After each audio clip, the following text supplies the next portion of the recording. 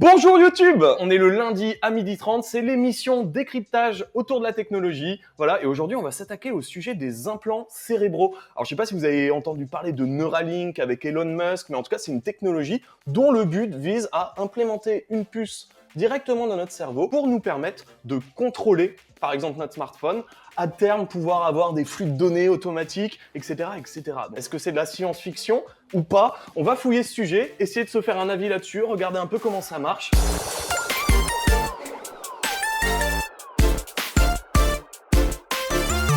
On va commencer par la première question, c'est quoi un implant cérébral? Avant de parler de Neuralink, on va déjà voir quels sont les implants cérébraux qui existent. Donc, très simplement, un implant cérébral, c'est vous mettre une puce électronique dans le cerveau, la connecter d'une façon ou d'une autre à des choses dans votre cerveau et pouvoir utiliser, soit pour envoyer de la data, soit pour en récupérer, basiquement. Donc le premier implant cérébral dont on a connaissance réellement, c'est en 1963, dans un ranch. Il y a José Delgado qui a fait une démonstration en mettant une puce dans le cerveau d'un taureau, donc un stimosauver, est contrôlé à distance grâce à un transmetteur radio. Ok, donc il a réussi à stopper l'élan d'un taureau qui fonçait sur lui grâce à une puce dans le cerveau. Vous voyez, c'est pas une technologie toute nouvelle, on a maintenant 60 ans de recul. En 1966, Delgado affirma que les travaux amènent à la conclusion déplaisante que les mouvements, les émotions et les humeurs peuvent être contrôlés par des signaux électriques et que les humains peuvent être contrôlés comme des robots en appuyant sur des boutons. C'est vraiment depuis les années 80 que ça a commencé à travailler assez massivement là-dessus. En 1999, Yang Dan et son équipe ont réussi à décoder les signaux venant d'électrodes implémentées dans le thalamus d'un chat afin de reconstituer ce que voyait ce chat.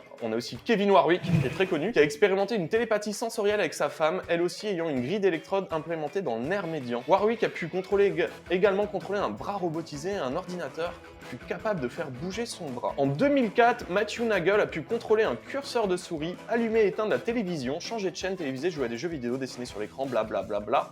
Alors, en 2013, des rats ont réussi à lire dans les pensées d'autres rats afin de trouver la solution d'un problème grâce à un implant de 32 électrodes dans le cortex moteur. Les rats qui lisaient dans les pensées avaient un taux de réussite de 64% contre 50% pour les rats qui ne lisaient pas. C'est ouf. En fait, ça a commencé vraiment il y a des années.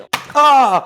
Pourquoi tant de violence? Oh là là. Je voulais juste regarder un truc, c'est quoi l'utilisation qui est mis en avant par Wikipédia. Donc ils nous disent que les implants cérébraux peuvent avoir une utilisation médicale, par exemple sous forme de stimulateurs cérébraux, permettent de bloquer les crises d'épilepsie, d'atténuer les symptômes de la maladie de Parkinson, de lutter contre la dépression et de traiter d'autres problèmes médicaux. Les implants cérébraux permettent également à des personnes paralysées de contrôler des appareils électriques et des ordinateurs par la pensée, ainsi que de redonner partiellement la vue à des aveugles grâce à des implants rétiniens. Donc il y a des vrais usages. Les trucs sont là, et en effet, sur le terrain médical, je pense que toute personne qui se retrouvait dans cette situation, si vous avez l'opportunité de recouvrer un sens ou de la motricité grâce à ça, la question se pose un peu plus que juste faire mes requêtes Google plus vite sur mon smartphone. On est d'accord. Du coup, on a fait une petite présentation, un peu voir les implants cérébraux, ça peut être utilisé au niveau médical, ça date pas d'hier. Maintenant, je vais vous proposer qu'on se focus sur Neuralink, car la première expérimentation qu'ils ont fait, c'est de connecter un cochon. Il faut savoir que le cochon est très proche de l'homme, moins que le singe, mais quand même grave proche.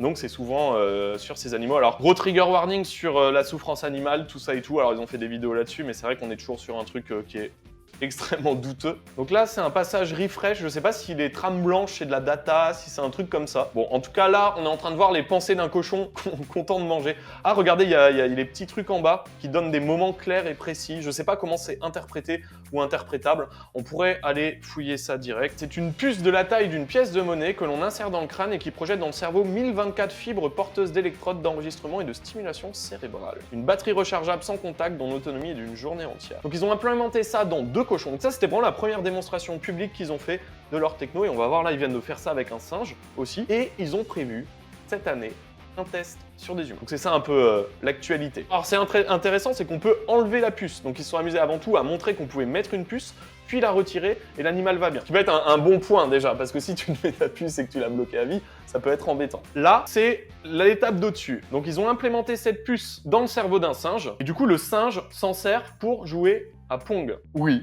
vous avez bien en face de vous un singe qui est en train de contrôler, donc je suppose qu'il a été entraîné aussi pour pouvoir faire ça, mais un singe qui est en train de faire une partie de Pong. Je ne sais pas quel joueur c'est. On peut essayer de faire une corrélation entre le petit graphique que vous voyez, donc c'est la petite charte orange, là en bas. On peut regarder et comparer au moment où il y a des à-coups de mouvement Est-ce que le petit graphe orange monte? En effet, on voit une certaine correspondance entre les deux. J'aimerais beaucoup voir le code exactement et comment ils ont exfiltré, comment ils ont interprété cette data réellement pour faire ça. Et donc voilà, là une démo fonctionnelle qui consiste à pouvoir monter vers le haut, monter vers le bas. En soi, rien de nouveau.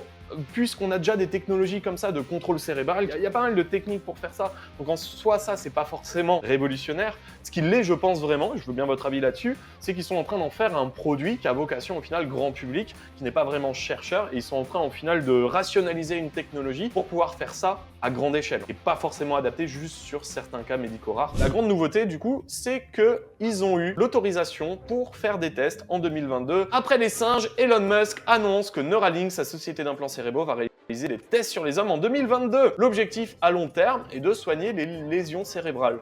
Donc on va voir. C'est pas forcément tout de suite contrôler votre smartphone. En vrai, c'est quand même le but à la fin. Donc le plan de Neuralink est d'implémenter ces puces dans les humains cette année et ils espèrent pouvoir redonner l'ensemble des capacités de mouvement du corps à des personnes tétraplégiques et quadriplégiques.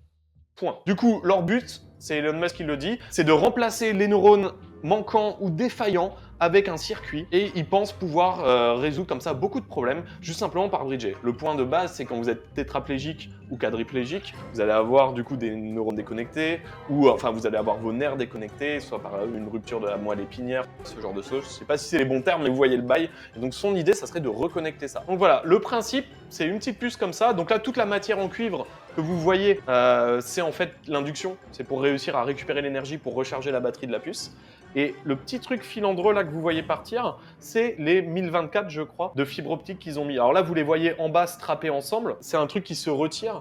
Et je ne sais pas comment ils vont dispatcher ces petits brins, mais en tout cas, l'idée, c'est ça. C'est qu'ils vont aller les poser un peu partout. Les petits brins que vous avez vus sur l'autre photo se dispatchent. Je ne sais pas comment ils les font, si c'est simplement en les posant ou s'ils vont aller les répartir un peu. J'ai l'impression que c'est un peu posé en vrac, et vas-y que je te l'étale. Et donc, en fait, tous ces points-là de contact seront des points de contact sur différents neurones. Voilà, donc le principe, c'est celui-là. Leur objectif pour l'instant, c'est de réussir à récupérer un max de data du cerveau pour en faire des trucs cool au niveau médical, à savoir permettre à des gens de remarcher, par exemple, ou d'autres usages. Donc en soi, pour moi, c'est vraiment la même chose qu'un implant cochléaire pour réussir à entendre, par exemple. On va regarder un petit peu ce truc-là, on va retourner sur Neuralink Goals. Le but est de permettre aux personnes avec une paralysie de pouvoir utiliser directement leur activité neuronale pour utiliser des ordinateurs et des smartphones avec aisance et rapidité. Donc là, ce que vous voyez, le gros truc là, c'est la batterie. Au-dessus, c'est le chargeur par induction.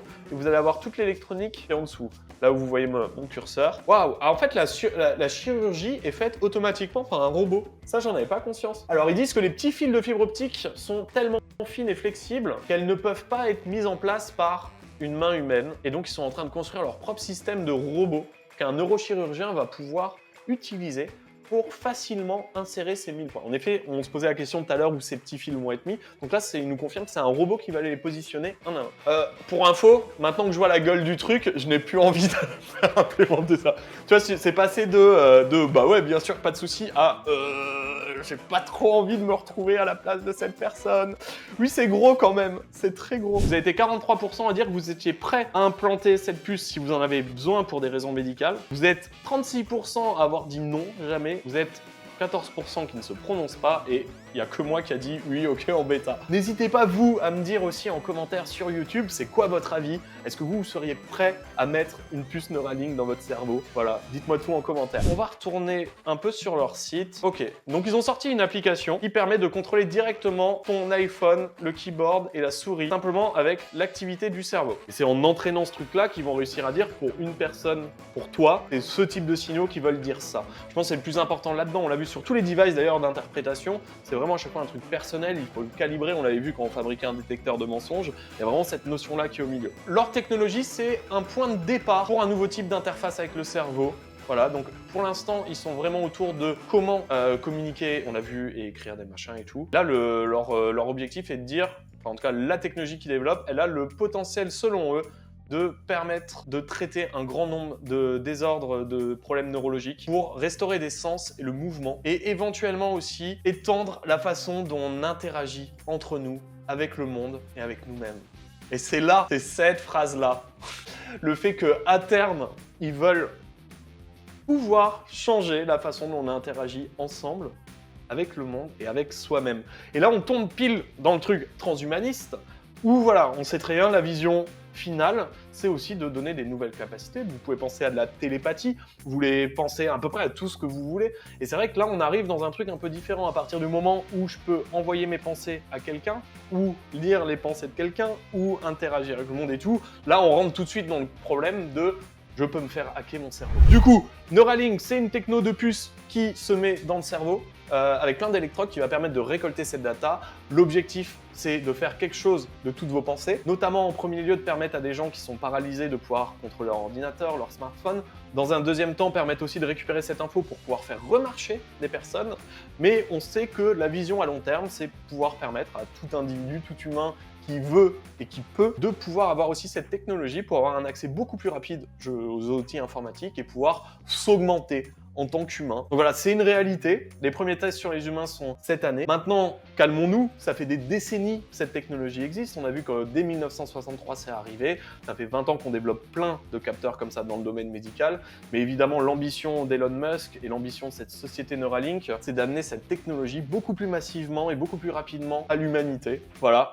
Pour le meilleur, pour le pire. Je me demande comment on va réussir à régir ça, cadrer ça. C'est le but de ces lives et de ces vidéos, c'est qu'on se fasse un peu une opinion sur un sujet, comprendre un peu comment ça marche, pour pouvoir demain s'exprimer en tant que citoyen et dire un avis là-dessus, parce que quand on ne sait rien sur comment ça marche, impossible d'avoir un avis. Donc voilà, à minima, j'espère que cette vidéo et ce live vous auront permis un peu mieux comprendre tout ça. Et puis, rendez-vous dans le futur. On se fera des battles télépathiques. J'ai hâte de voir ça. Un grand merci à tout le monde. Passez une très bonne journée. Rendez-vous, comme d'hab, le lundi et le jeudi à 12h30. C'est sur twitch.tv/Squirrello. Et n'hésitez pas à vous abonner, YouTube, tout ça, poser les commentaires. Merci pour votre soutien et à très vite.